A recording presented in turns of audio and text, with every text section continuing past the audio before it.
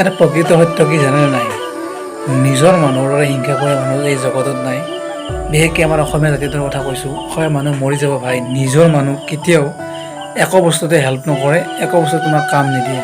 তুমি তোমাৰ নিজৰ মানুহে পেহা ল'ৰাই হওক, পেহী ল'ৰাই হওক, মামা ল'ৰাই হওক, বা তোমাৰ খুৰা ল'ৰাই হওক বা খুৰাই হওক, যোনেই নহওক কিয় কিবা এটা ভাল কাম কৰে ন, প্ৰাইভেটেই কাম হওক, চৰকাৰেতো বাদেই দিলোঁ বাৰু, আজিকালি এইটো নিয়ম উঠি গৈছে, চৰকাৰী কামেই হওক বা প্ৰাইভেট কামেই হওক।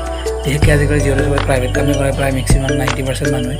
প্ৰাইভেট কামৰ ভিতৰত তোমাৰ যদি কোনোবা নিজৰ আলহী মানুহ বা নিজৰ সম্পৰ্কীয় মানুহ মৰি যাব ভাই, তোমাক কিন্তু কেতিয়াও এটা কাম বিচাৰি নেদে, উলিয়াও নেদে। তোমাৰ ভালতো সিহঁতে কেতিয়াও নিবিচাৰে।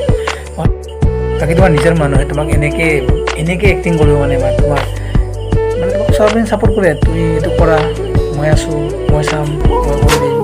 তোমাক অলপ খেন্তা এইটো তোমাক একো হেল্প নকৰে। জাষ্ট মোৰ কথা এনে তোমাক ক'ব যে মই তোমাক সহায় কৰি দিম বা চাই দিম বা দি দিম, কিন্তু মই সকলো প্ৰয়োজন সাপেক্ষত এডালো নকৰে, একো নকৰে। জাষ্ট মোৰ কথা মনে মনে এইটোৱে গম পোৱা যায় কেনেকৈ তোমাক তাৰ তলত ৰাখিব পাৰি, কেনেকৈ তুমি তাৰ তলত থাকা।